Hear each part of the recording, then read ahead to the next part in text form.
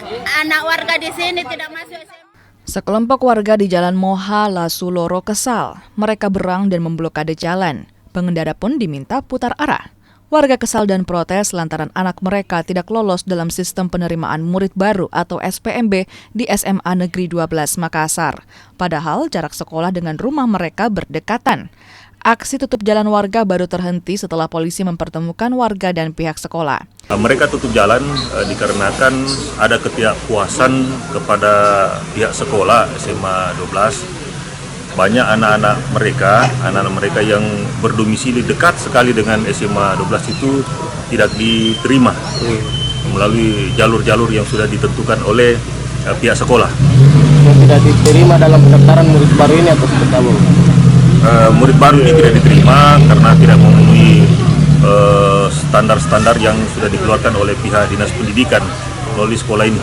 Pihak sekolah pun berkoordinasi dengan Dinas Pendidikan terkait kasus ini.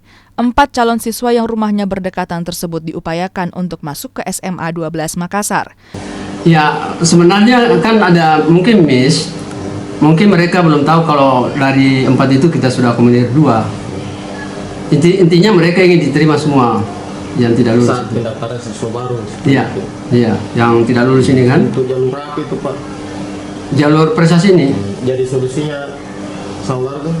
Nah, kan kemarin itu kita sudah sampaikan 2 kita ambil dari 4 orang itu, tapi basisnya nilai skornya itu.